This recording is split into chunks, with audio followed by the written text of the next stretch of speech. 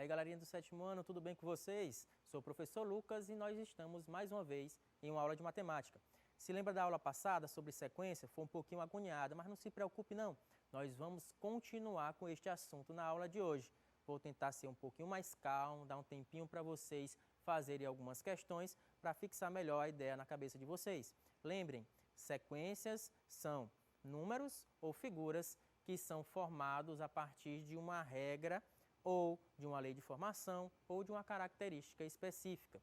E é isso que a gente vai ver hoje. Você vai observar a regularidade que forma essa sequência para depois obter termos faltantes de uma sequência ou termos posteriores que vêm depois e não estão listados lá, ok? Então, bora lá!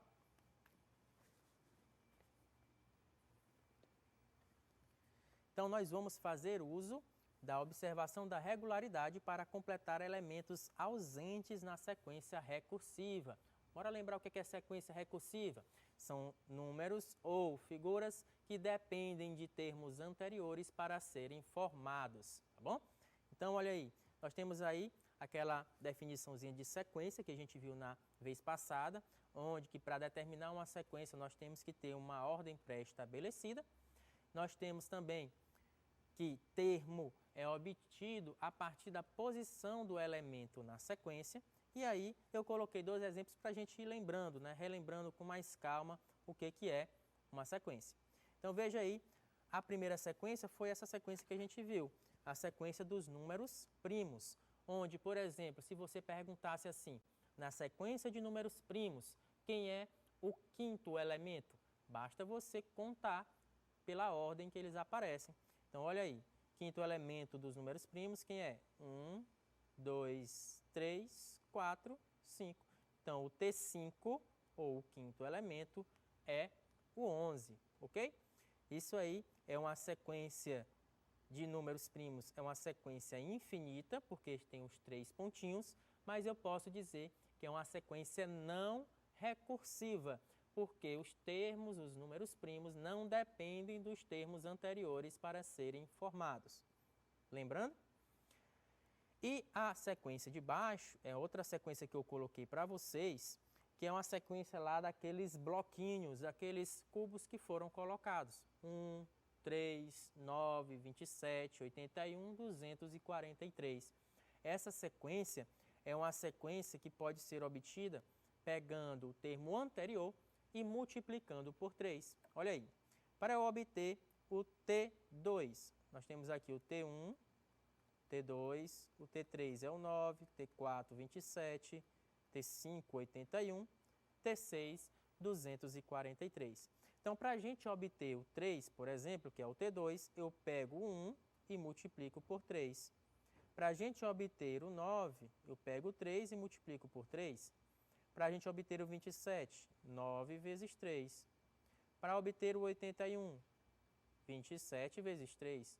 Para obter o 243, é 81 vezes 3. E na aula anterior, nós observamos o quê?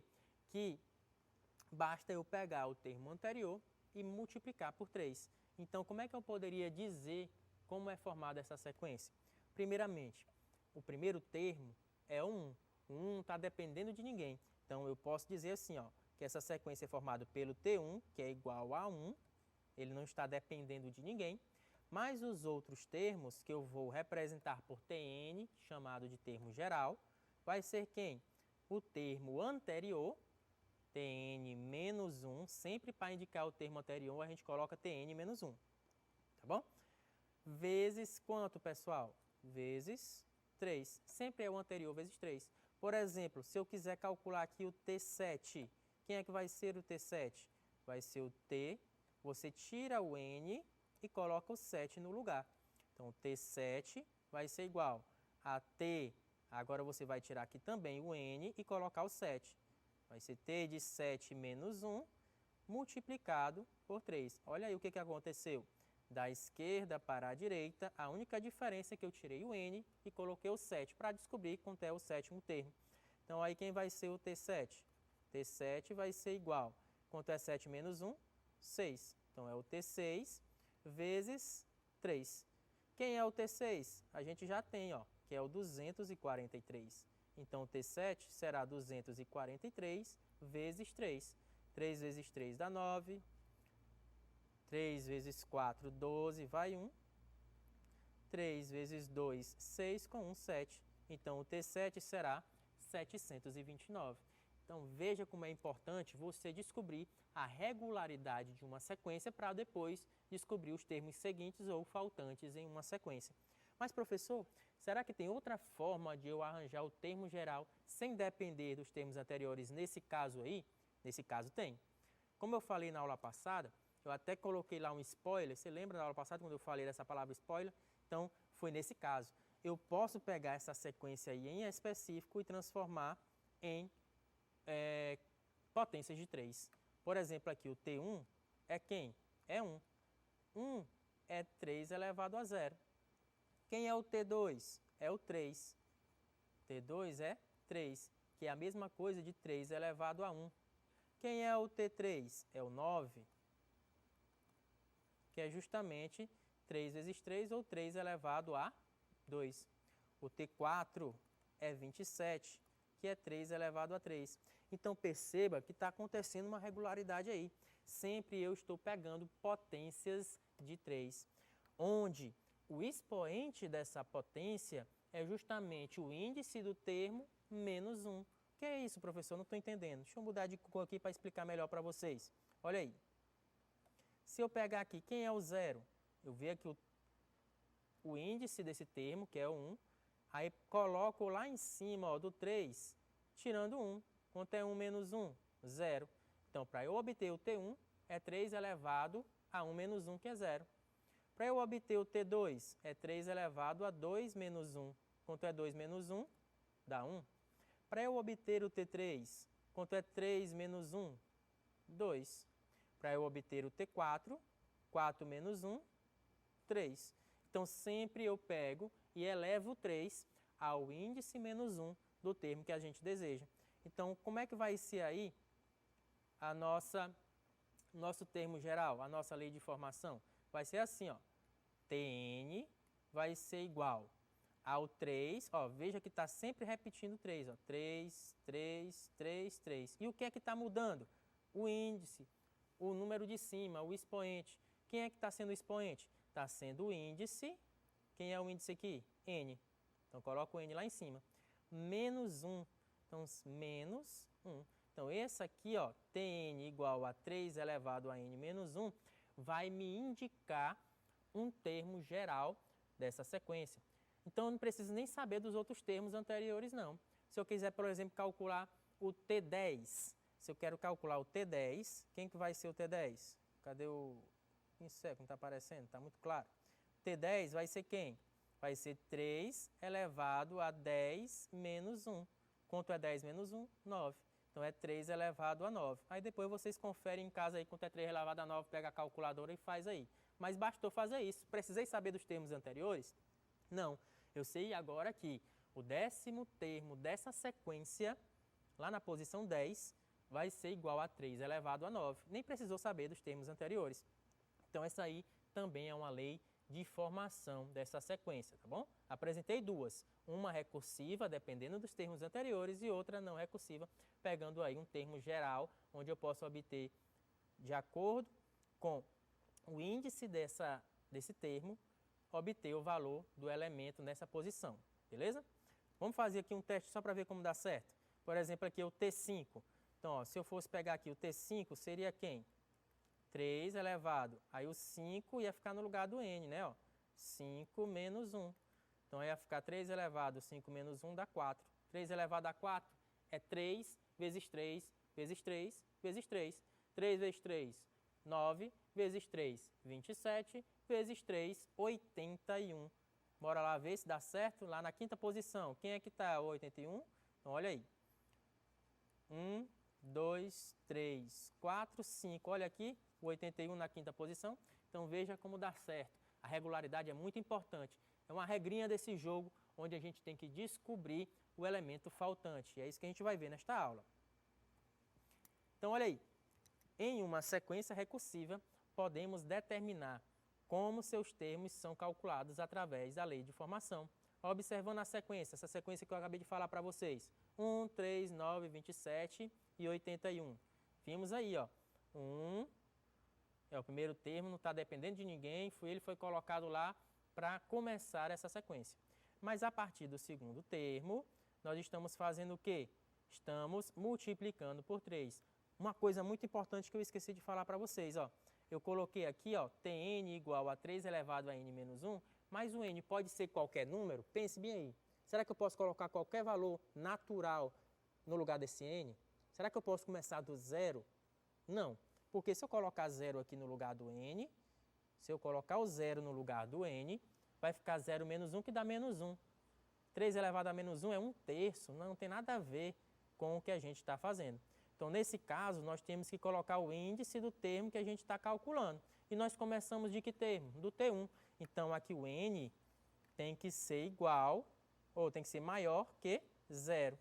Ou seja, 1, 2, 3, 4, 5. Não pode começar do zero, tem que começar dos naturais, começando do 1, beleza?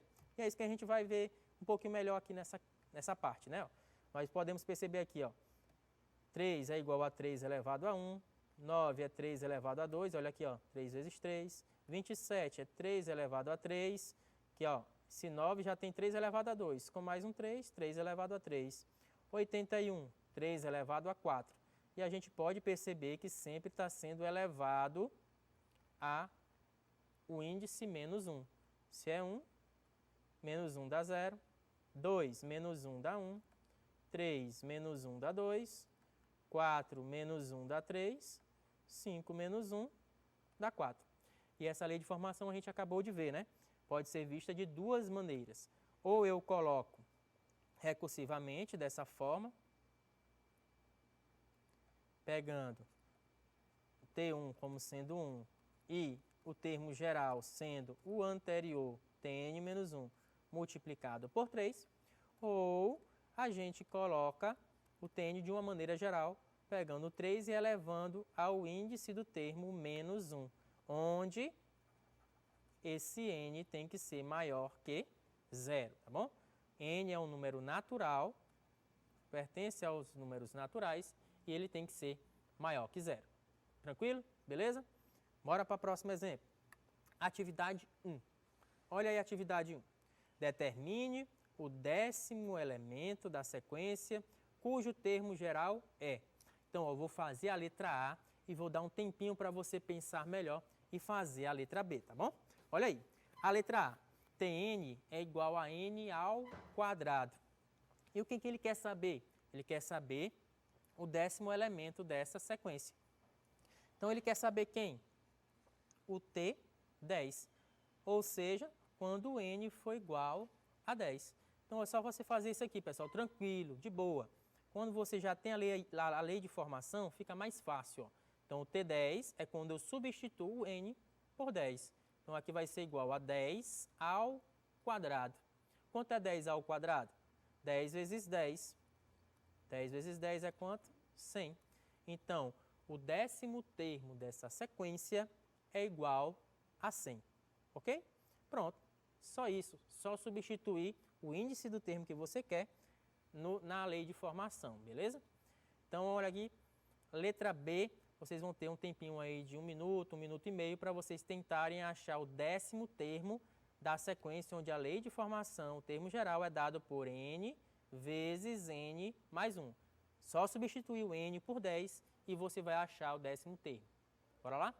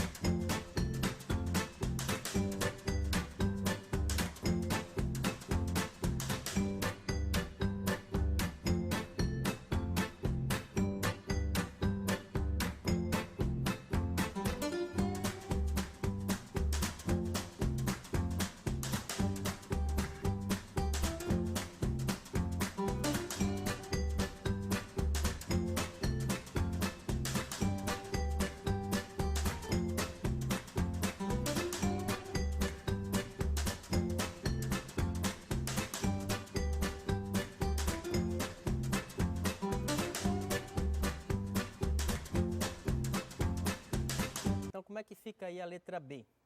Então, como eu disse, basta a gente substituir aí o N por 10. Então, a gente pegar aqui, ó, quem vai ser o T10? O N aqui agora vai ser 10, então aqui vai ser 10 e aqui também 10. 10 vezes 10 mais 1. 10 mais 1 é 11, professor. Então, vai ficar 10 vezes 11. Então, o T10 vai ser igual. Toda vez que eu multiplico um número por 10, basta colocar o zero à direita. Então, o T10 na letra B será 110. Ok? Acharam, né? Moleza, facinho demais. Só substituir na lei de formação que você acha o termo desejado, né? O difícil, pessoal, é só achar a lei de formação. Depois que a gente acha, fica tudo mais simples. Na letra C, nós temos a lei de formação sendo o quê? O T1, um número específico, que é igual a 3, e os outros termos são obtidos como? Pegando o índice, multiplicando por 2, 2n, mais 5 vezes n menos 1.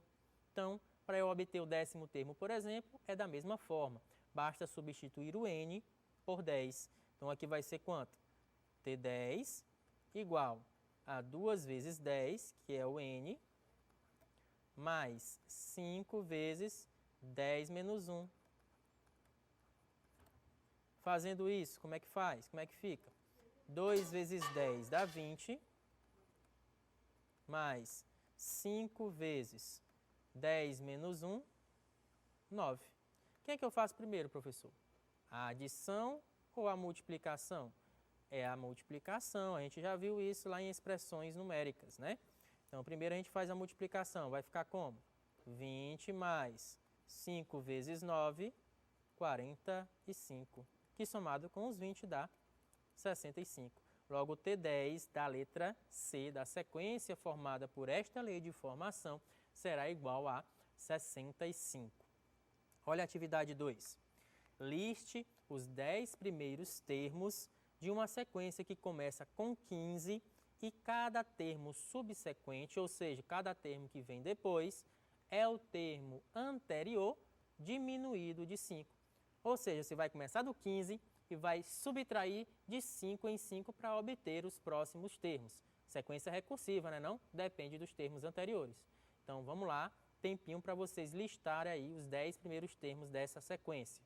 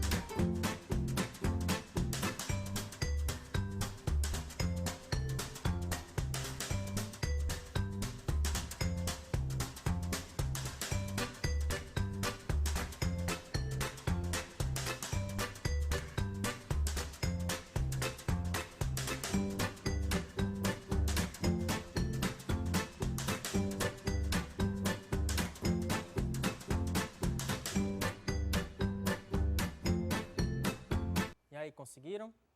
Vamos lá. Ele disse que a sequência começa de quem? Do 15. Então, a gente vai colocar logo o 15. E depois disse que os outros termos são obtidos ao diminuir o anterior com 5. Então, 15 menos 5, 10. 10 menos 5, 5.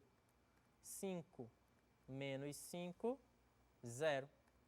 0 menos 5, menos 5.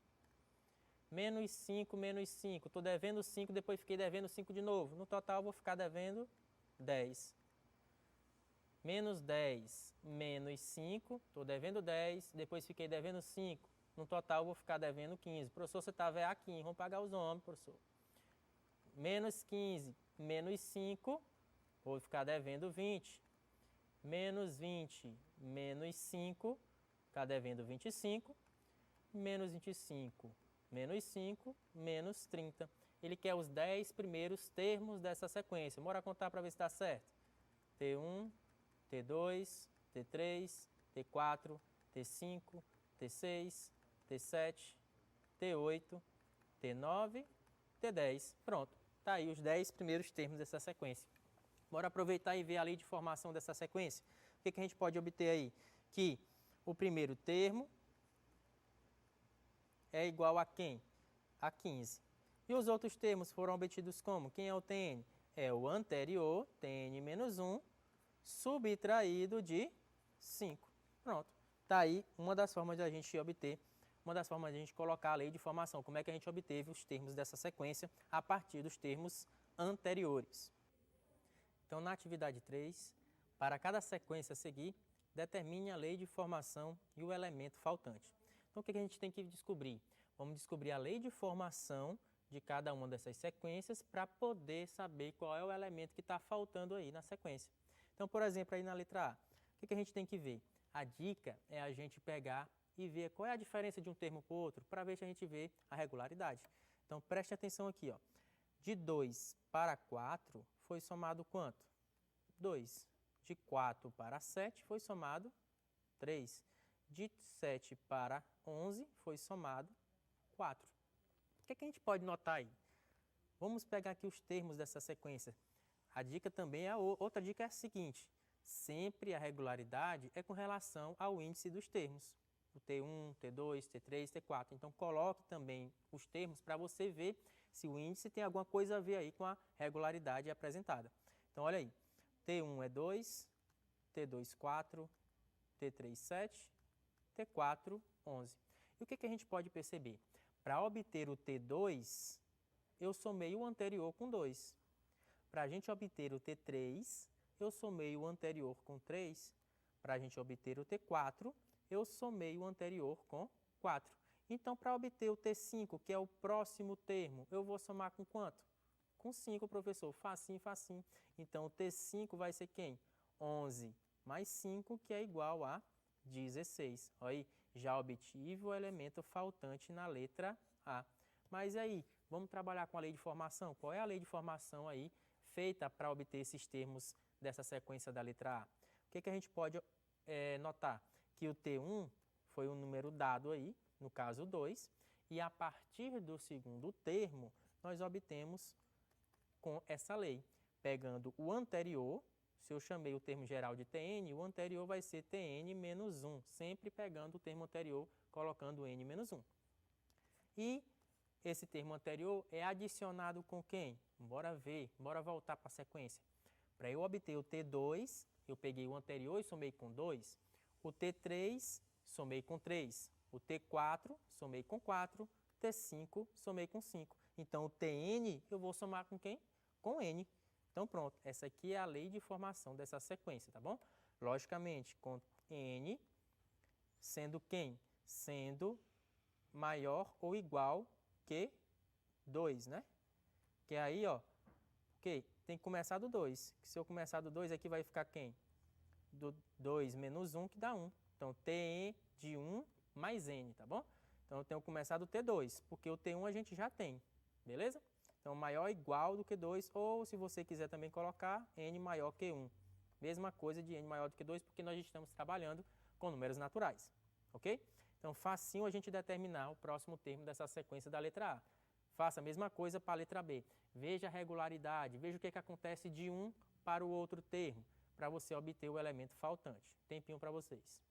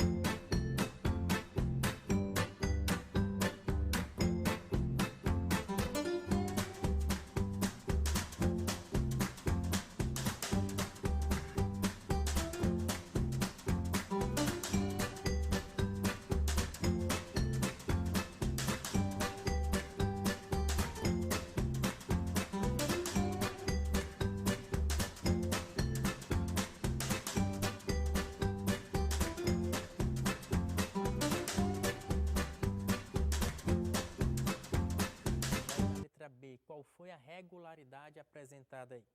Como eu disse, vamos pegar os termos e ver a diferença de um para o outro, ver se foi somado alguma coisa, se foi multiplicado, se foi elevado ao quadrado. Nós temos que observar alguma regularidade aí. Então, por exemplo, aí, nós temos de 3 para 6, foi somado 3. De 6 para 9, olha aí, 3 também. De 9 para 12 também foi 3. Então, ó, essa letra B aí foi moleza, professor. Todos estão sendo somados com 3. Então, como eu quero o próximo número depois do 15, né? Então, 15 mais 3 dá quanto? 18.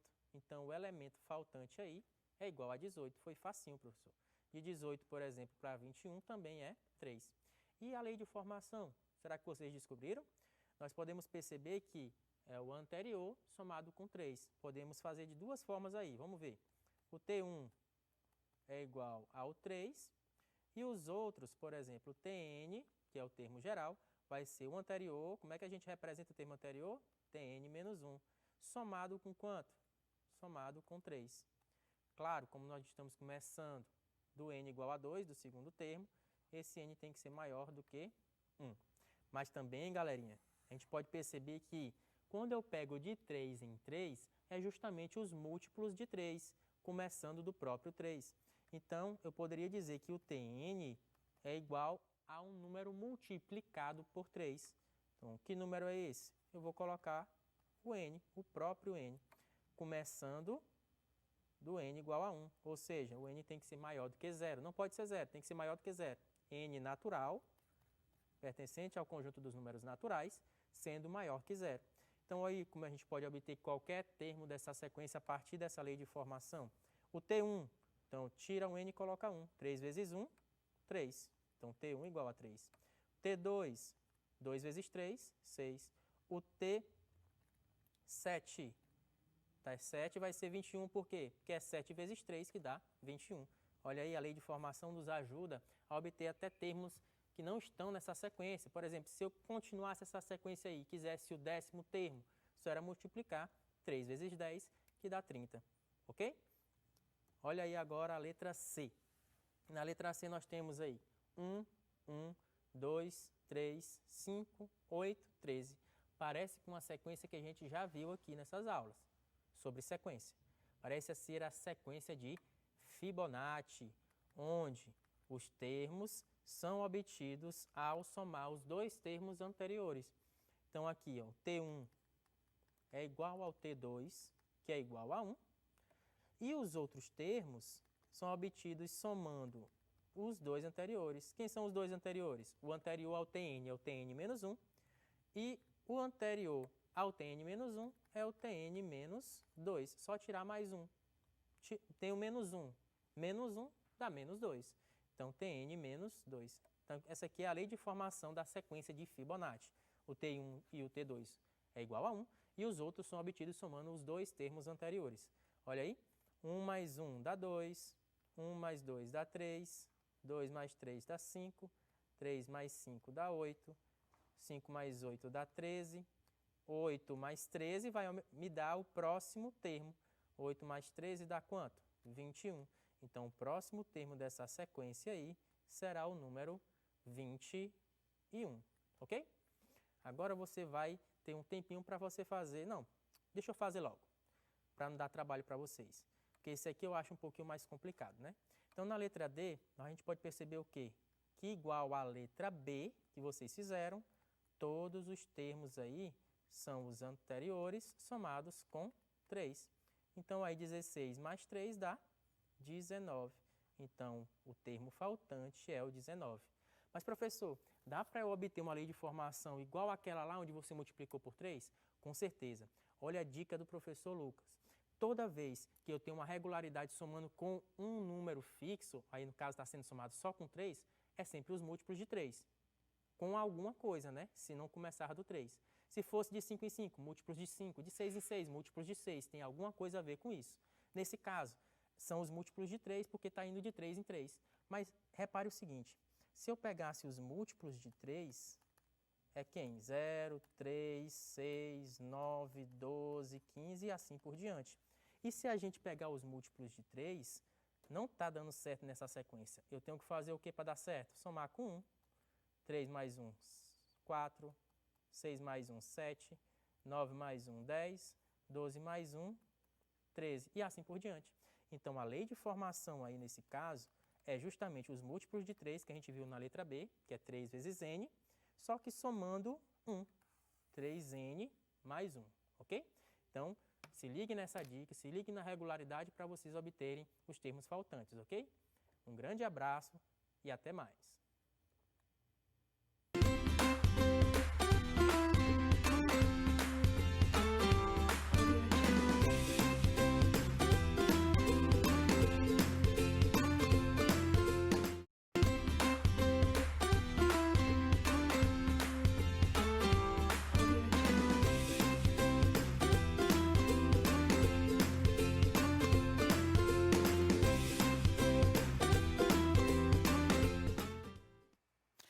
Olá, nem deu tempo de sentir saudade, né, gente? Ontem eu estava aqui com vocês, com mais uma aula de língua portuguesa, professor Vitorino Rodrigues.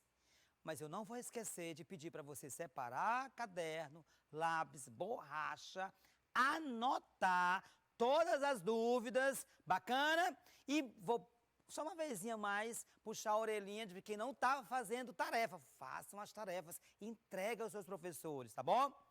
Para que a gente possa juntos ir construindo esse aprendizado, sem exercitarmos como é que a gente vai ter essa consciência do que aprendeu. Vocês concordam comigo? É claro que concordam, são alunos espertos, inteligentíssimos, interessadíssimos. Então vamos à nossa habilidade da aula de hoje. O que vamos trabalhar hoje, afinal? Que gênero textual? Fica ligado, tá bom? Olha só. Hoje vamos trabalhar conto, fazer uma revisãozinha aqui do conto. E qual é a habilidade? A habilidade é inferir informações a partir do texto. Inferência local ali no próprio texto, no contexto, como a gente viu na aula anterior. Lembra que a gente, no próprio contexto, vai estudando as relações ali entre as ideias, os parágrafos anteriores e vai identificando o significado. Então, a inferência local ou de conhecimento prévio do assunto, que nós chamamos de inferência global, ou seja, aquilo que a gente já conhece pela nossa própria experiência de vida.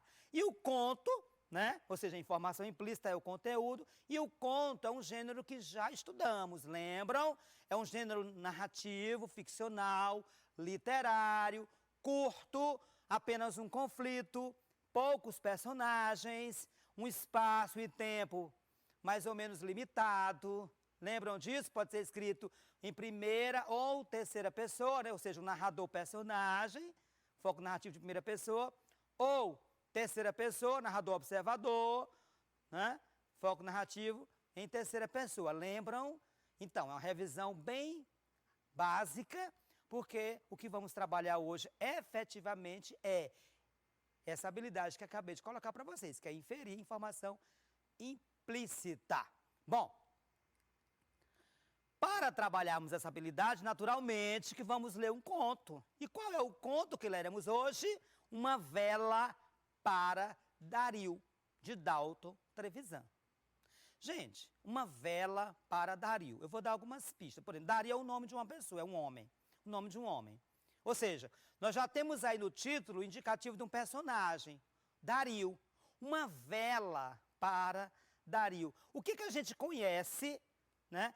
Aproveitando essa inferência global, conhecimento prévio de mundo, o que a gente conhece? Que situação é essa que se dá uma vela para alguém? Que se entrega uma vela para alguém? Vocês já viveram isso? Já ouviram falar uma vela para alguém? Quando é que se coloca uma vela para alguém? Não lembram? Recentemente agora, né? Nós tivemos aí 2 de novembro, né? Semana passada, que é aquele dia, né, que a gente vai dos finados, dos entes queridos.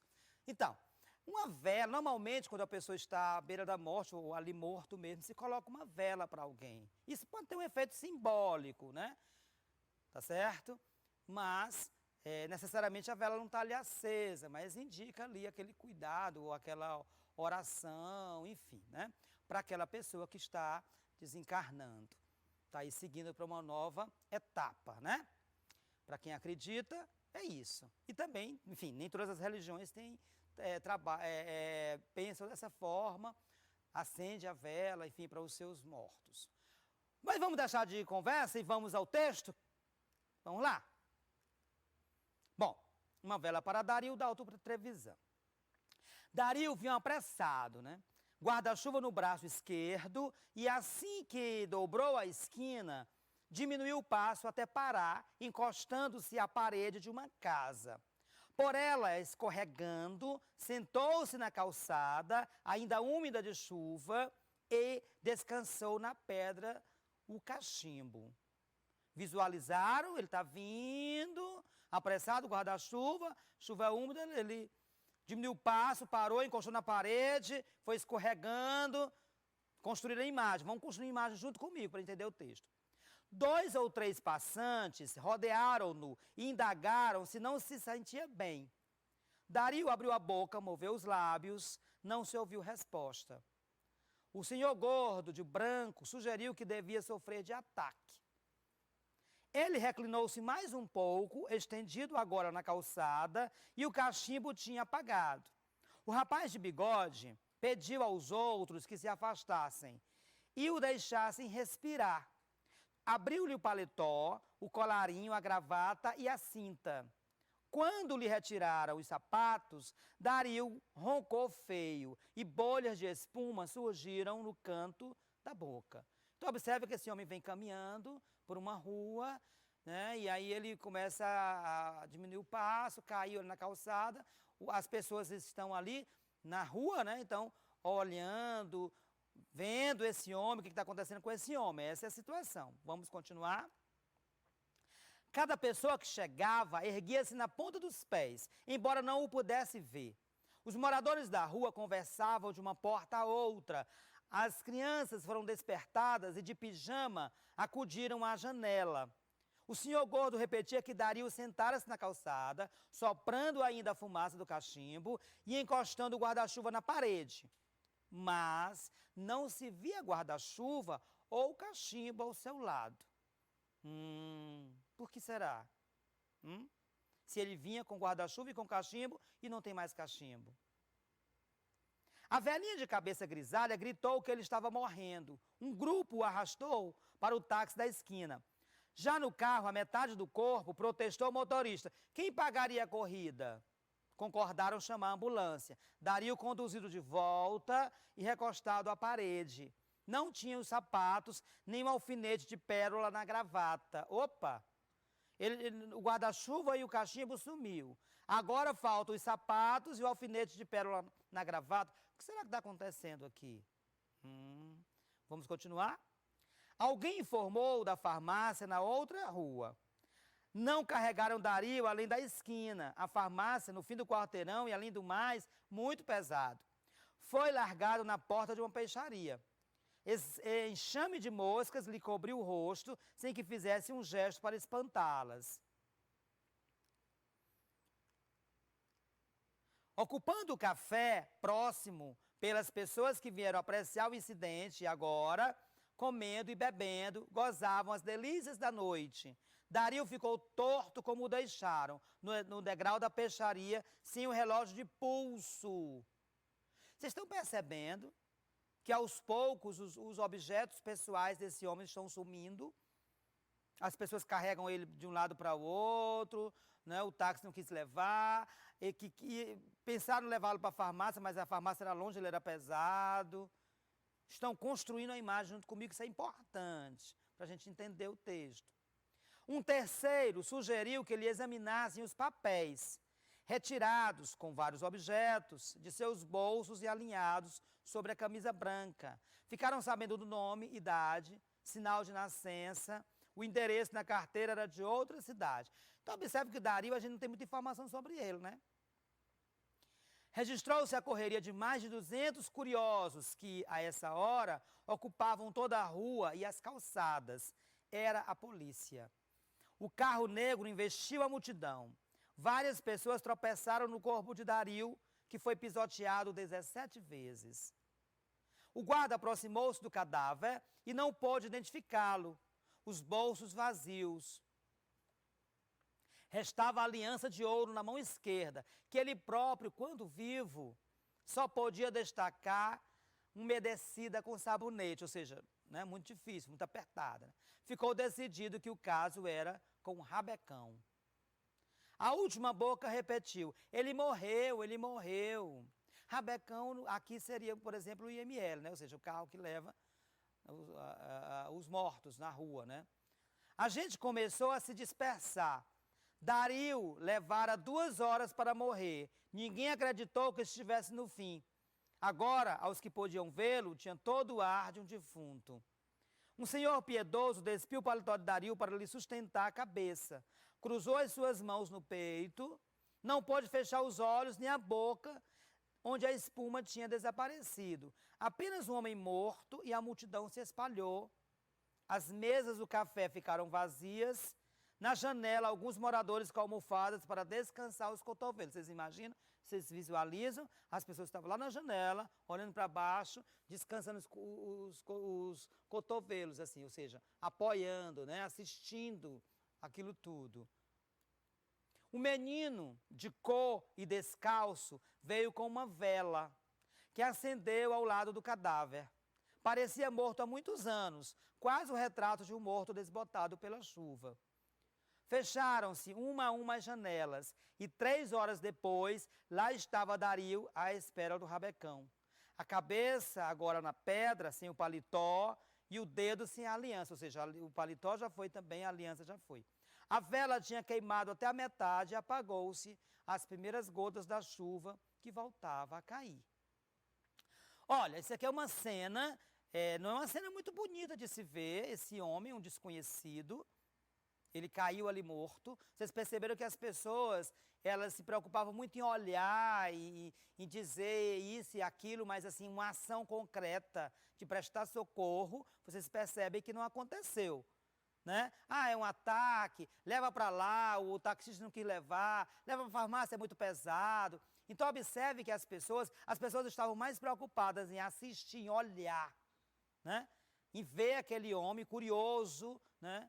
Os curiosos ali para assistir aquilo do que propriamente para ajudar. Isso nos faz refletir sobre nosso próprio caráter, né? A nossa própria postura diante desses acontecimentos, né? Que acontecem diariamente, que muitas vezes a gente não tem essa iniciativa, esse respeito, esse cuidado para com o próximo. Está mais preocupado em ficar ali especulando do que propriamente ajudar, e o homem acabou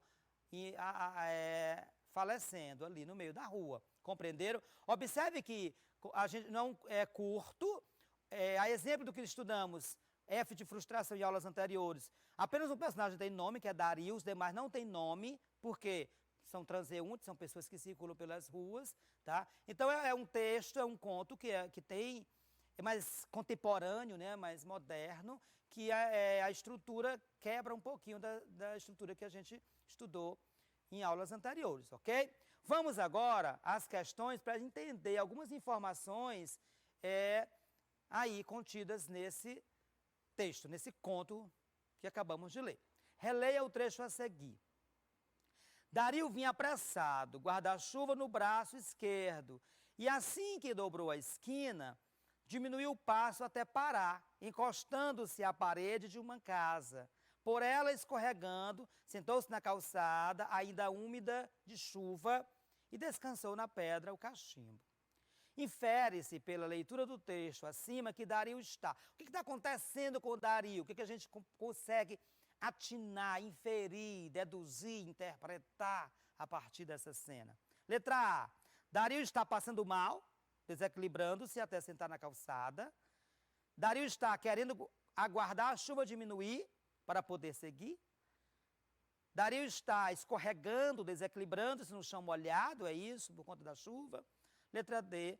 Dario está fugindo de alguém até que decide diminuir o passo. Então, qual desses itens, né, que informação a gente pode inferir a partir desse trechinho que a gente recortou do texto?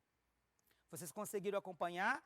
Ele vinha apressado, guarda-chuva no braço esquerdo, e assim que dobrou a esquina, diminuiu o passo até parar, encostando-se à parede de uma casa. Então, ele vem apressado, ele começa a diminuir o passo, ele se encosta na parede, senta-se na calçada, ainda úmida de chuva, e descansou na pedra o cachimbo.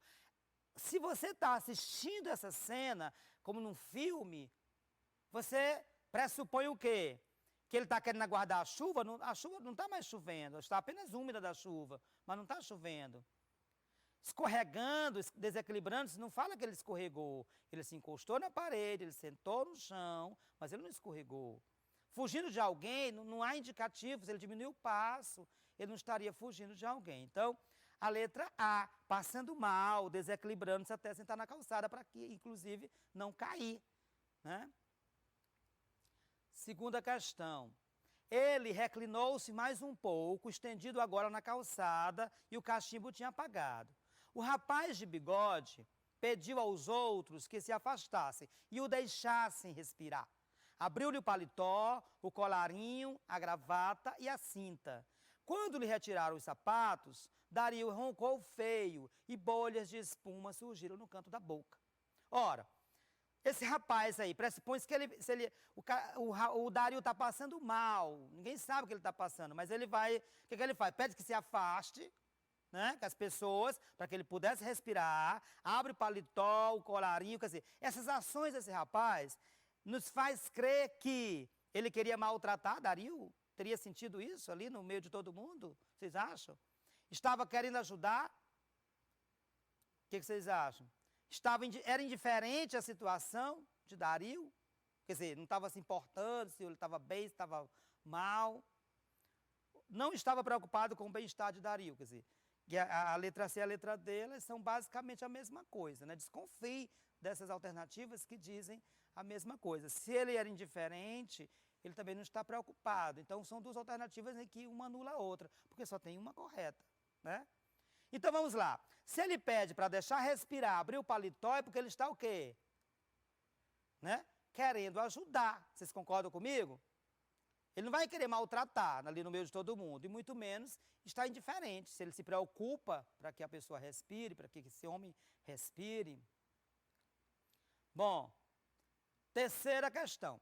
Cada pessoa que chegava erguia-se na ponta dos pés, embora não o pudesse ver, né? Aquela coisa que você fica ali querendo enxergar. Os moradores da rua conversavam de uma porta a outra, as crianças foram despertadas e de pijama acudiram à janela. O senhor Gordo repetia que Dario sentara-se na calçada, soprando ainda a fumaça do cachimbo e encostando o guarda-chuva na parede. Mas não se via guarda-chuva ou cachimbo ao seu lado. Então, observe que o senhor Gordo disse que ele acha que ele está passando mal, né? Que ele chegou ainda, sentou na calçada, soprando ainda a fumaça do cachimbo e encostando o guarda-chuva. Ou seja, ele dá conta de alguns elementos que esse personagem estava no poder desse personagem, né? Isso que é o guarda-chuva e o cachimbo. A última frase do trecho diz, mas não se via guarda-chuva ou cachimbo ao seu lado. Pelo trecho acima, conclui-se que as pessoas se aproximavam de Dario por quê? Bom, vamos lá. Elas eram solidárias? Será que era? Elas estavam ali para ajudar? Eram amigas? Estavam curiosas? Estavam preocupadas? Né? O que vocês acham aqui? Cada pessoa que chegava erguia-se na ponta dos pés, embora não pudesse ver, mas ela estava ali, ó, juntinho ali, ó. Porque queria estar ali. Né? Elas se moveram, pense assim, elas se mexeram, tentaram fazer alguma coisa. Nesse parágrafo está claro que essas pessoas estavam agindo para ajudar esse homem, ou seja, sendo solidárias, amigas, quer dizer, não é que sejam amigos ali, não eram desconhecidos, mas de uma forma que você queria ajudar de alguma forma, né? Para que esse homem pudesse se restabelecer, estavam curiosos, estavam preocupadas, né? Essa última frasezinha, mas não se via guarda-chuva ou cachimbo ao seu lado, é o indicativo de que ele sumiu. Como é que sumiu isso aí? Vamos desconfiar disso? Será que essas pessoas realmente queriam ajudar? Ou estavam apenas curiosas, era apenas um espetáculo, apenas um show que a gente presencia nas ruas? né? Vocês compreendem? Eu até comentei quando eu li o texto, quer dizer, as pessoas estão mais preocupadas em assistir a pessoa passando mal do que propriamente, né, estar ali, constatar que a pessoa está passando mal e ajudar a fazer alguma coisa por elas. Né? Ou seja, é apenas se alimentar daquela imagem, somente mesmo, pacificamente, sem fazer nada. Né? Bom, é o mesmo trecho, eu dei ênfase na questão anterior, mas não se via guarda-chuva ou cachimbo ao seu lado. Não vou ler completo, porque a gente acabou de ler, tá bom? Então, eu vou repetir, o senhor Gordo repetia que Dario sentara-se na calçada, soprando ainda fumaça do cachimbo, né, e encostando o guarda-chuva na parede. Ou seja, ele tinha esses elementos. Mas a última frase diz, mas não se via guarda-chuva ou cachimbo ao seu lado. Ou seja, se não se viu, por que não se viu? Se esse homem estava com esses elementos. Pelo trecho destacado, deduz-se que, o que aconteceu? Dario caiu em cima de seus pertences, ou seja, cobriu, e por isso não se via esses pertences. Estavam roubando os pertences de Dario. Alguém estava guardando os pertences, ou seja, teria tirado dali para colocar em outro lugar, seguro. O guarda-chuva e o cachimbo foram arrastados pela água da chuva. Né? Observe que a gente já falou na questão anterior que não estava chovendo, já tinha chovido já, estava apenas úmida, não tinha água, não fala de poça d'água, de correnteza de água nessa rua. Então, a letra D, a gente pode descartá-la, não pode? Pode. Estavam guardando, a gente viu na questão anterior que as pessoas estavam apenas mais preocupadas em ver, em assistir, mas não propriamente praticou nenhuma ação de ajuda. Né? Então, né? A letra B, estavam roubando, ou seja, estavam tirando os pertences de Dario. Ele supostamente estava morto e as pessoas foram saqueando. O guarda-chuva e o cachimbo foi o primeiro que foi, né? Ok? A letra A caiu em cima, não há nenhum indicativo aqui nesse texto que possa comprovar essa alternativa A. Bom, quinto. Ocupado o café próximo pelas pessoas que apreciam o incidente e agora comendo e bebendo, gozam as delícias da noite. Ou seja, tem um café próximo, um barzinho, uma coisa assim, e as pessoas estão lá, ó, se alimentando, tranquilos, enquanto o homem está ali morto, ali, eles assistindo. Segundo o trecho acima, as pessoas em relação à situação de Dario, essas pessoas que estavam ali nesse café, qual era aí? O que elas demonstravam? Demonstram-se preocupadas com a sua situação, elas estão preocupadas com Dario, sentadas lá no café, bebendo, conversando, apreciando, será? Curtindo a noite. Mostram-se compadecidas pelo que lhe aconteceu, o que aconteceu com Dario, estão compadecidas, estão de alguma forma incomodadas, será? Ali sentadinhas no café, aproveitando a noite. Revelam um sentimento de humanidade, de preocupação com o seu semelhante. Mostram-se totalmente indiferentes ao ocorrido com Dario, ou seja, o que aconteceu com Dario tanto faz, a vida deles continua normalmente. O que vocês acham? Ora, se eu estou preocupado, no mínimo eu me levanto e vou lá tentar ajudar, mas as pessoas estão lá no café. Né? Compadecida, se eu estou compadecido, é mesmo muito próximo de preocupado, ou seja, eu vou lá ver o que pode acontecer, em que eu posso ajudar. Né? Sentimento de humanidade é a mesma coisa, ou seja, é ser humano, é cuidar do seu semelhante. Então, a resposta correta realmente é a letra D. Estavam totalmente indiferentes, podia ser qualquer coisa.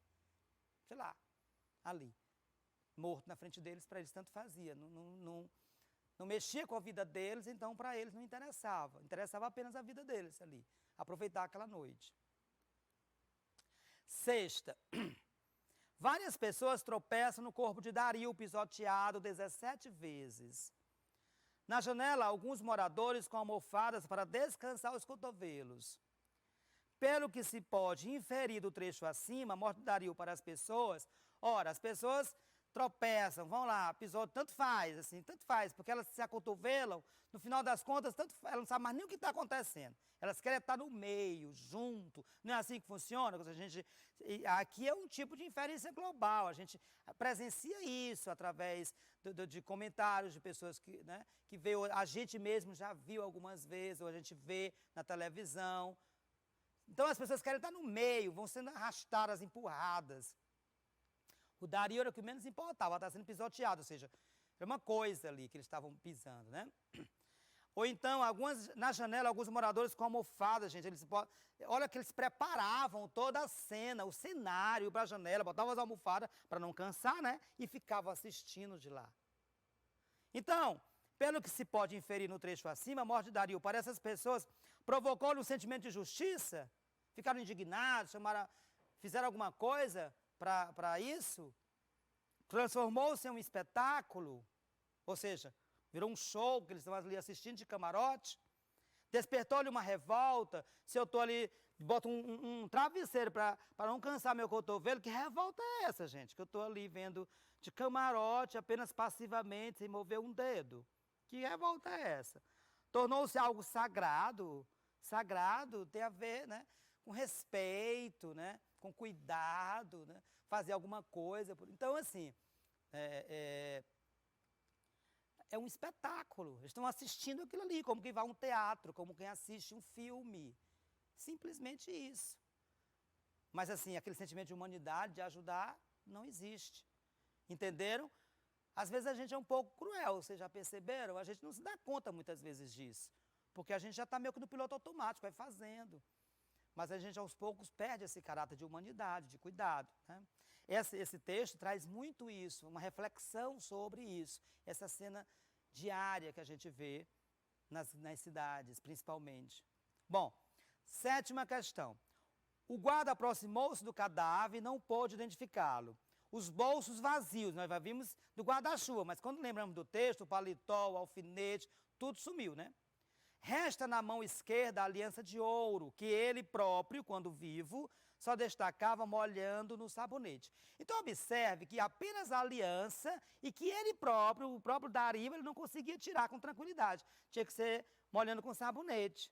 Isso não é à toa. Se o narrador colocou essa informação, ela tem um propósito. Mas qual é o propósito disso? No contexto estabelecido, a informação de que o próprio Dario tinha dificuldade de retirar a aliança quando vivo sugere o quê? Letra A, Dario era atrapalhado e não conseguia tirar a aliança do dedo. Observe que não há referência sobre a vida do Dario, apenas que ele está morto ali e as pessoas não se importam com ele. Vão jogando ele, rebolando do lado para outro como uma coisa, assistindo lá de camarote da casa delas, se acotovelando, pisoteando. Então não tem isso. Não tem informações sobre, o texto não traz isso e o trecho também não tem. Fala da dificuldade de tirar a aliança, apenas isso. Isso é comum. Isso é comum. Eu tenho certeza que vocês já ouviram algo parecido, né? Se fosse fácil retirado, o objeto já teria sido levado. Opa, a gente já sabe que várias coisas sumiram, né? O paletó, alfinete, cachimbo, guarda-chuva. Quando ele diz assim, resta na mão esquerda a aliança de ouro que ele próprio, quando vivo, só destacava, molhando o sabonete, só tirava, isso dá uma ideia de dificuldade. Então, a letra B pode ser. Se fosse de fácil retirado, o objeto já teria sido levado.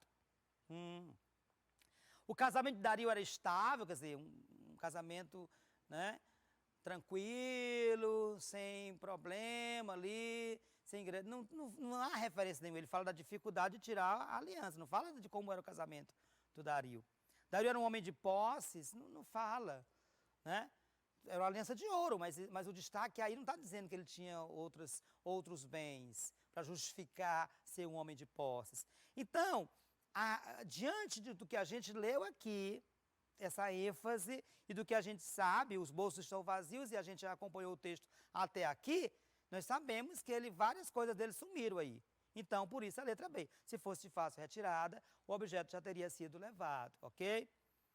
Bom, aqui a gente vai encerrar, né, a nossa aula de hoje, que tem essa habilidade, trabalhamos a habilidade que é inferir informação implícita, né, inferência local, a partir do texto, ou inferência global, conhecimento prévio, tá bom?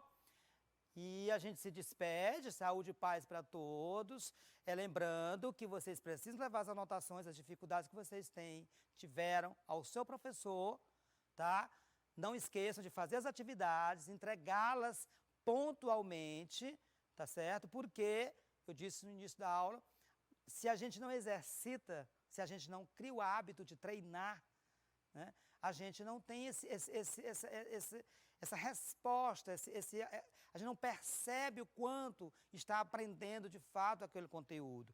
Na feitura da atividade é que chegam também mais dúvidas, que você de repente aqui na aula não teve. Mas quando vai fazer as questões, aí surgem as dúvidas, aí você leva o seu professor e ele junto com você vai, né, resolvendo tudo.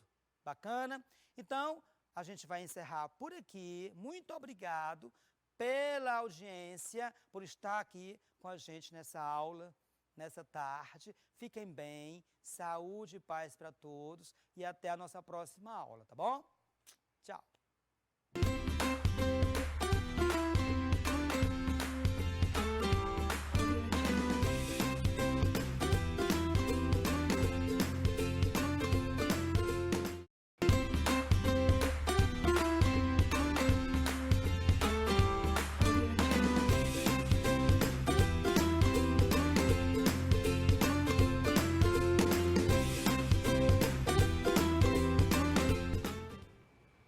Olá, alunos, professores que estão acompanhando aí. Eu me chamo Ivana, nós vamos dar início a mais uma aula de Geografia para os alunos do 7º ano. E hoje nós vamos falar da nossa região, que é a região Nordeste. Então, vocês peguem o material de vocês. Qualquer dúvida, não esqueçam, vocês podem estar entrando em contato com o professor, com a professora, pelo chat, pela plataforma, aplicativo Mob Família. Como eu falei, nós vamos falar da região Nordeste, que é uma das 5 regiões ali que faz parte da clássica divisão do IBGE. Relembrando a divisão do IBGE, para quem ainda não guardou essa informação, as 5 regiões são Sul, Sudeste, Centro-Oeste, Norte e, claro, Nordeste. Ok? O que nós vamos aprender? Nós vamos interpretar mapas temáticos com componentes físicos e naturais do território nacional.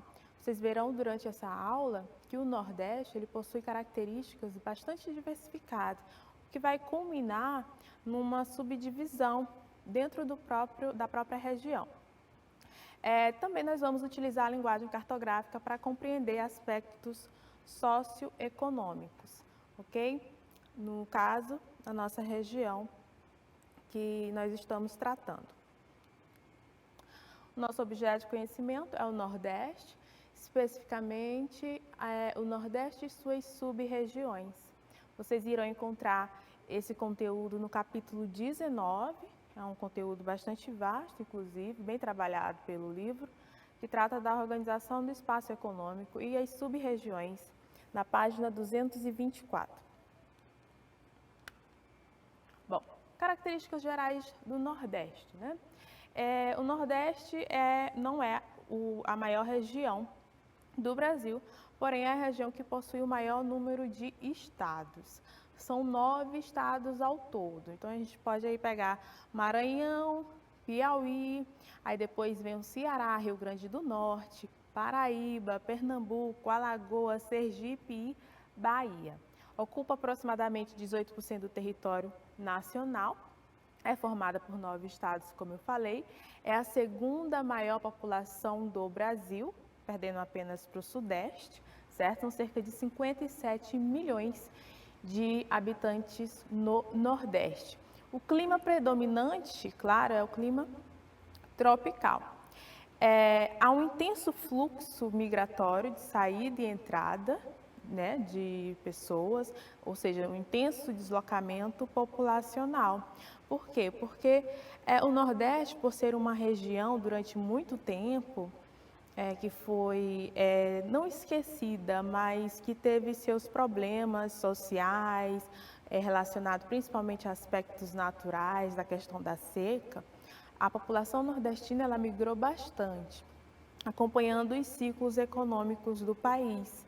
Então, na época do ciclo da borracha, saíram nordestinos daqui para a região norte.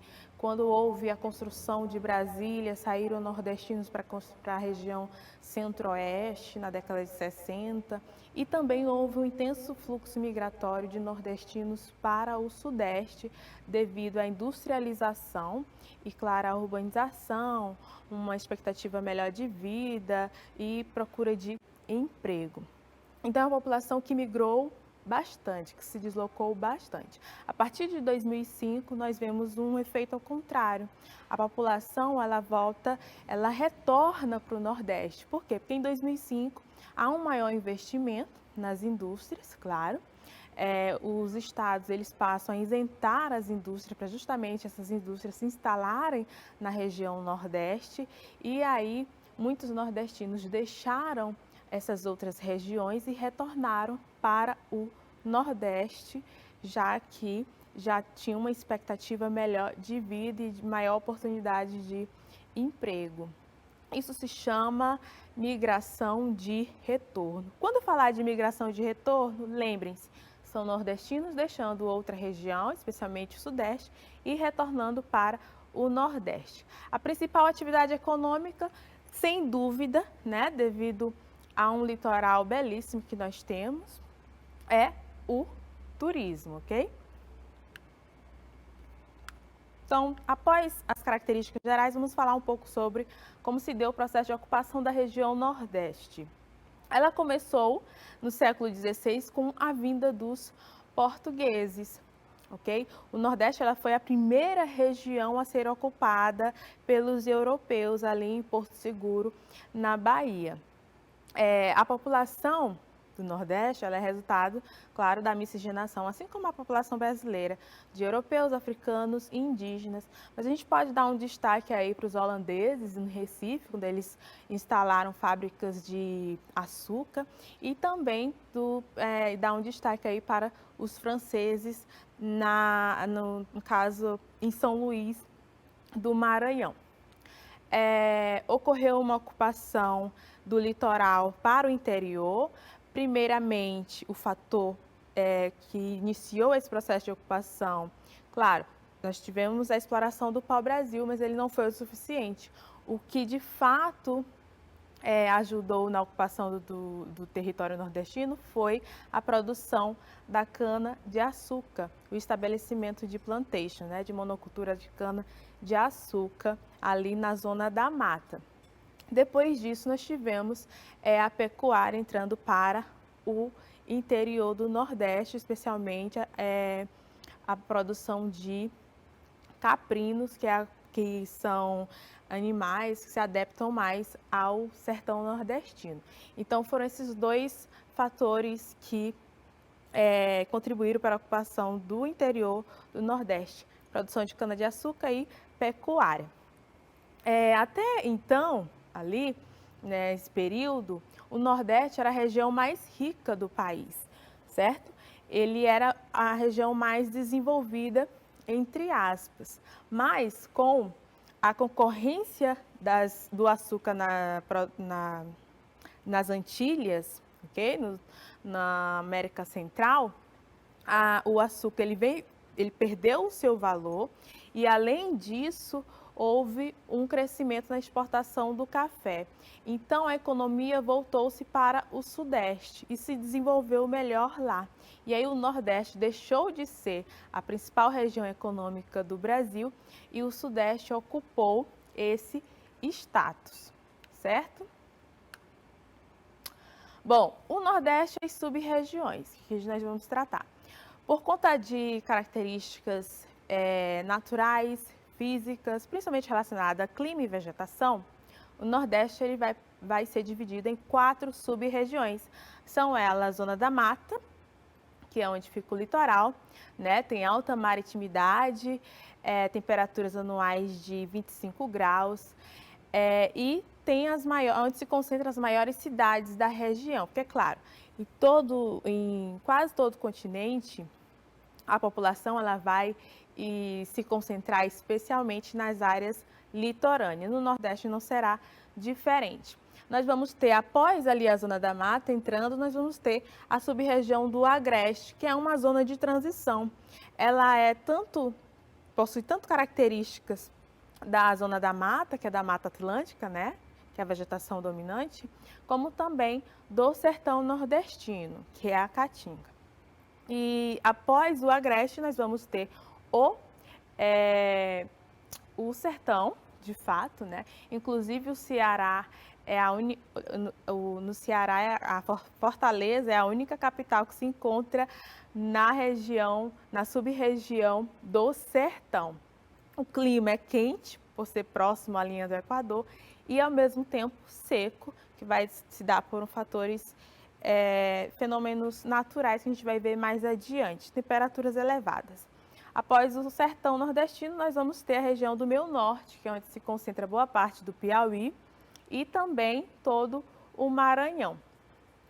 Um fato interessante é que todas as capitais do Nordeste, elas se encontram na região litorânea, exceto uma. Qual? Claro, Teresina. Teresina, ela não se encontra na região litorânea, é a única capital do Nordeste que não faz parte do litoral. Ok? O clima. Nós vamos ter uma variação de clima. O principal clima é esse de laranja aí que vocês estão vendo, que é o tropical, certo? É um clima quente e semi-úmido, ok? Nós vamos ter o clima tropical litorâneo, que difere, que vai ocupar ali a zona da mata, a extensão do litoral. Esse clima tropical litorâneo, ele vai ser seco durante o verão e vai ser chuvoso durante o inverno. Ele vai possuir características diferentes.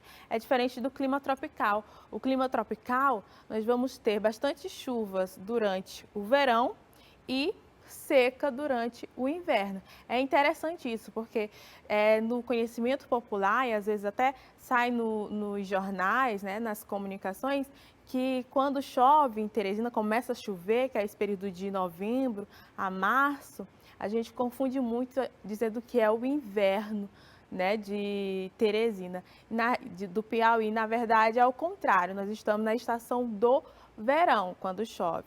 Quando fica seco, que é aquele período de calor, porque não chove de jeito nenhum, o clima fica seco. E como nós estamos próximas às latitudes mais baixas da linha do Equador, a gente sente um calor mais intenso, ao inverno de ser frio, né? Que a gente associa inverno a frio, mas nesse caso aqui do Brasil é o contrário. Nós vamos ter o tropical semiárido, com chuvas durante certo período do ano, especialmente no verão, e o restante do ano, durante 6 meses, totalmente de seca. É um clima em que a precipitação não chega a 1000 milímetros ao ano. Então, há uma bastante escassez de chuva, de precipitações, e, consequentemente, vai acarretar num problema, entre aspas, porque, na minha opinião, como geógrafa, professora, isso não é um problema, é um fator natural da região, certo? E nós vamos ter o clima equatorial, de vermelho ali, lá no oeste ou na parte ocidental do Maranhão, que vocês estão vendo, que vai ser mais chuvoso e quente, certo? Quente e úmido. Bom, o clima semiárido, para a gente entender o clima semiárido, né, que é esse clima quente e seco, nós temos que compreender o conceito de chuva orográfica. O que são chuvas orográficas? São chuvas que ocorrem em um determinado espaço. Esse espaço vai ser próximo a um relevo. Então, vem a umidade, como vocês estão vendo, do mar, ali, certo? Que é uma área de barlavento, em que solta massas de ar úmidas, ok? Porém, ele encontra uma barreira física, que é o relevo. E essa barreira impede que a massa de ar úmida ultrapasse. E aí ocorre a chuva orográfica naquele relevo, somente naquela região. E do outro lado, no lado oposto, que é o chamado lado sotavento, vai a massa de ar seca. Então, de um lado vocês vão ver uma região bastante verde, úmida, né, com uma vegetação mais desenvolvida, e do outro, que é a parte seca, você vai ver uma vegetação menos desenvolvida, mais arbustiva, arbórea, que é no caso da caatinga. Então, um dos principais fatores que influenciam no clima do sertão é a chuva orográfica, porque encontra, sabe quem? O planalto da Borborema, como vocês estão vendo aí na imagem. Então, vem massas de ar úmida do Oceano Atlântico, entrando nas planícies da Zona da Mata, né? Por isso que a Mata Atlântica ela é bastante desenvolvida. Claro que hoje em dia nós temos poucos resquícios da Mata Atlântica nessa região por conta da urbanização que foi mais intensa, a ocupação foi mais intensa nessa região do litoral. E aí, boa parte da Mata Atlântica ela já foi desvastada. Aí ela encontra o Planalto da Borborema, que é uma barreira natural, e as massas de ar úmida ocorrem o quê? Chuvas orográficas nessa parte da zona da mata e uma parte do agreste. A massa de ar seca, por ser mais leve, ela sobe e ultrapassa o Planalto da Borborema e acaba ocorrendo o processo de subsidência do ar, descida do ar quente. Por quê? Porque o sertão, ele é uma depressão, chamada depressão sertaneja. Esse ar quente, ele desce, mas não consegue subir para formar novas nuvens, condensar e ocorrer precipitações.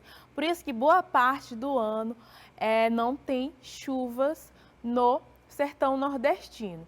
É um fator interessante porque não é somente o Planalto da Borborema que influencia. Antigamente se achava que apenas o Planalto da Borborema era que influenciava no clima semiárido do Nordeste. Porém, há uma influência da massa de ar chamada, que é a massa tépita calariana, que vem do deserto do Kalahari, no sudoeste da África. Essa massa de ar, ela é morna, não chega a ser quente, né? Ela é morna, ela é úmida, porém, a umidade dela fica no lado oposto, ou seja, na parte agreste e da zona da mata, e aqui se torna mais quente, ultrapassa o Planalto da Borborema, ao processo de subsidência de ar e ocorre um anticiclone e fica aquela região mais quente e seca durante todo o ano, ok? É importante também nós falarmos que, embora o sertão nordestino seja seco, mas comparados com outras regiões de semiáridos do mundo, o Nordeste é a região de semiárido que tem a maior ocupação da população, que é mais desenvolvido, que ocorrem maiores atividades econômicas em relação a semiáridos de outros países. Nós vamos ver aqui esse trecho desse texto, alguns fatores apontados como responsáveis por esse fenômeno. O principal deles é a circulação atmosférica, como eu falei, as massas de ar úmida, a massa calariana e etc. As massas de ar úmida que se dirigem a essa região perdem a umidade ao longo do trajeto, né?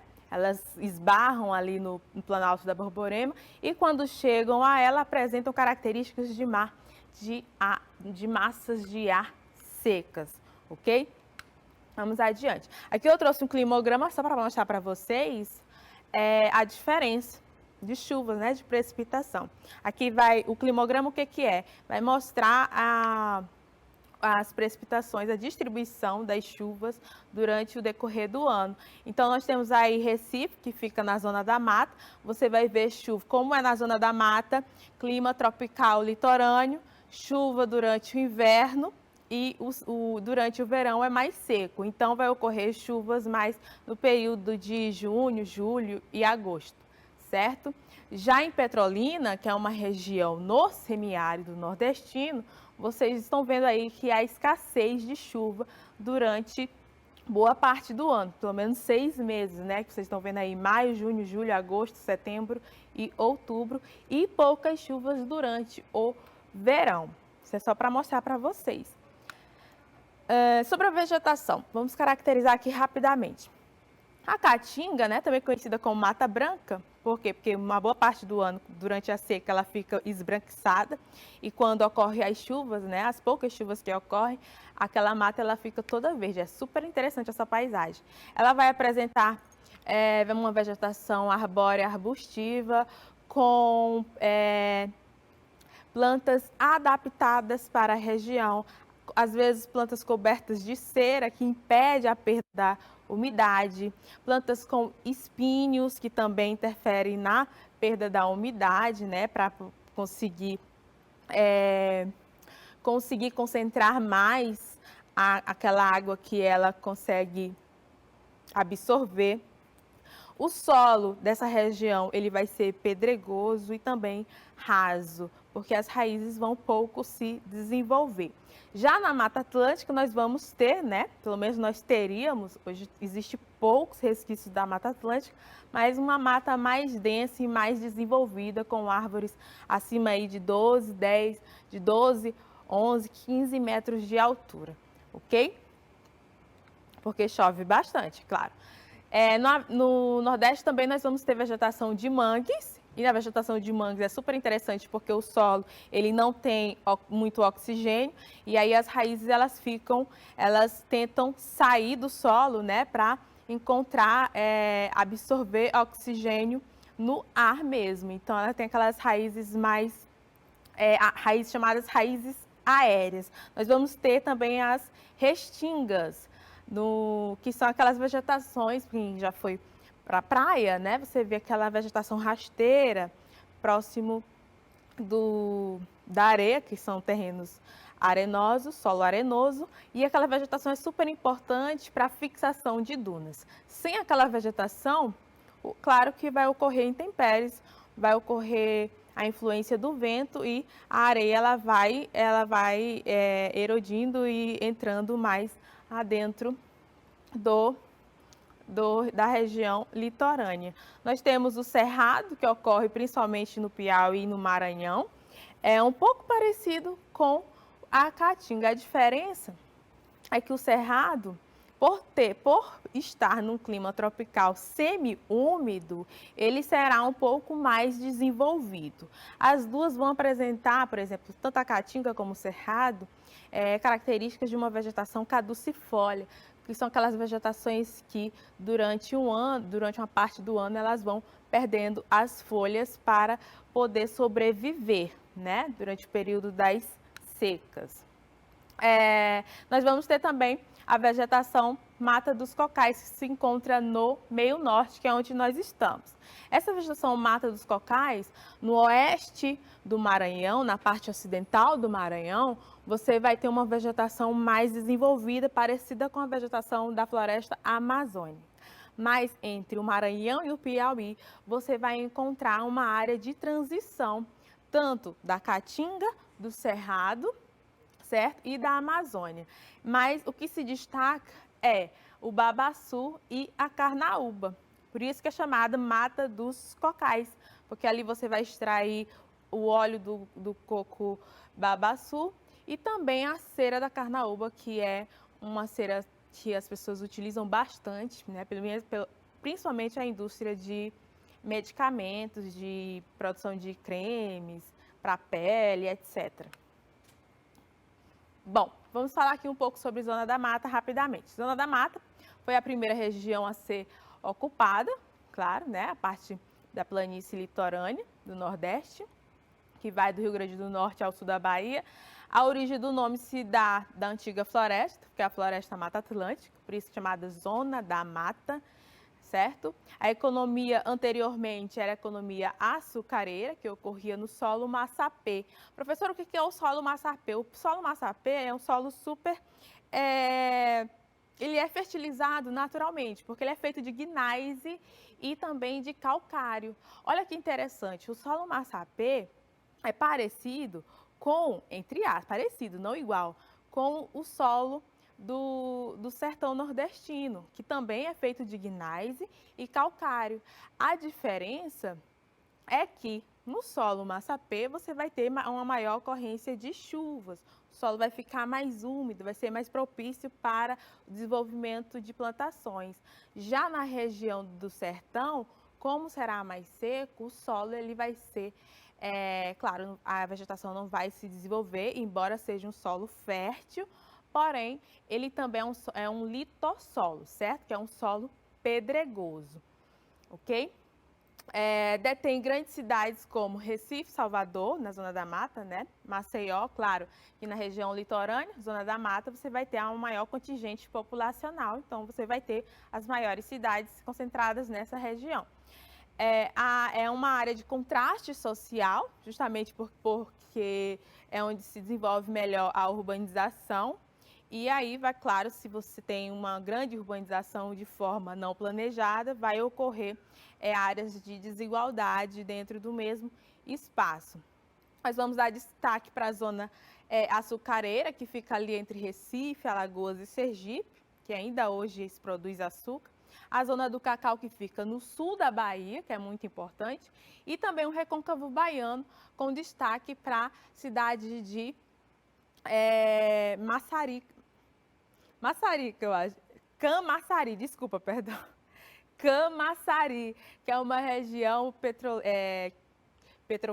de produção petroquímica e é a segunda maior do Brasil, certo? Camaçari, professor, pelo amor de Deus. Aí vamos para o Agreste, olha só. O Agreste ela vai ser uma área de transição, como eu falei, entre o litoral e o sertão. É um polo de pecuária leiteira. Além disso, no Agreste nós vamos ter bastante minifúndios, ou seja, agricultura familiar. Boa parte do que é produzido no Brasil, que nós consumimos ali, quando a gente vai no supermercado, é produzido nessa região do Agreste, ok? Compreende regiões de comércio, como Caruaru, já bastante desenvolvida, Feira de Santana, que é um polo industrial atualmente, Campina Grande, na Bahia. Se destaca na produção também do algodão colorido. O algodão colorido, hoje em dia, ele tem um valor maior no mercado, ok? Sertão. O sertão, ele possui uma pecuária extensiva, que é aquela pecuária criando o animal, o boi ou o caprino solto, certo? E a agricultura comercial é de grande destaque na região.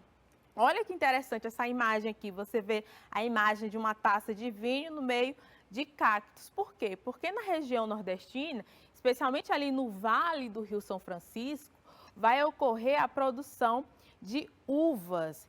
E é tão interessante porque eles utilizam uma tecnologia de Israel, né? Tecnologia israelense para áreas áridas, que é um sistema de irrigação bastante avançado. E aí eles têm, durante o ano, por exemplo, 2, 3 safras ao ano. Isso não ocorre em nenhuma região do mundo. O clima, por ser seco, né, e também por ter variações de temperatura, durante o dia é muito quente, durante a noite é muito frio, ele vai contribuir muito para a produção de uva. Então, os sucos que vocês compram de uva, né, aquele suco integral, geralmente vem da região do Vale do Rio São Francisco. Estimula também até o enoturismo, que é o turismo relacionado a vinhos, em que você vai conhecer as plantações de parreira, né? Você vai conhecer a fabricação do vinho, vai fazer degustação. É uma área desenvolvida ali no Vale do Rio São Francisco e que chama bastante atenção. E que a produção de frutas tem um valor muito especial no mercado. As áreas de irrigação são as que mais ganham destaque, pois unem fatores climáticos, baixa umidade e solo seco, e as maiorias e a mais moderna técnica de irrigação, que favorece a alta produção de qualidade. Lembrando, a localização exata, né, da produção de frutas no Vale do Rio São Francisco, que é ali entre a Bahia e Pernambuco, praticamente entre Juazeiro e Petrolina, ok? O meio norte, que é onde nós nos encontramos, ok? Tem 2 capitais, Teresina e São Luís, é uma faixa de transição, como eu já falei. A economia é basicamente do extrativismo, as quebradeiras de coco, como vocês podem ver aqui na imagem, certo? Tem a mata dos cocais, que é a vegetação predominante, que tornou a base da economia da região. É uma região dos maiores produtores de óleo para a utilização da indústria de cosméticos, como também da extração de óleo de carnaúba para a produção de ceras e lubrificantes. Então, finalizando aqui, nós vamos para a nossa atividade, que é onde vai se dar a finalidade dessa aula. Faça a leitura do mapa abaixo e depois responda ao que se pede. O mapa apresenta a expansão de qual atividade econômica da região Nordeste. Nós temos aqui um mapa, nós temos 2 setas, certo? Que indica a expansão baiana e a seta vermelha, que indica a expansão baiana, e a seta roxa, que indica a expansão pernambucana. A seta roxa, que indica a expansão pernambucana, é a atividade do açúcar. E a seta vermelha, que indica a expansão baiana, é a pecuária. O mapa apresenta a expansão da pecuária no Nordeste, inicialmente ligada à atividade agrária de cultivo de cana-de-açúcar. Posteriormente, foi desenvolvido do litoral, áreas de cultivos de cana para o interior. Quais são as subdivisões regionais do Nordeste? Quais os critérios foram adotados para estabelecer essa subdivisão? Saber quais são as subdivisões.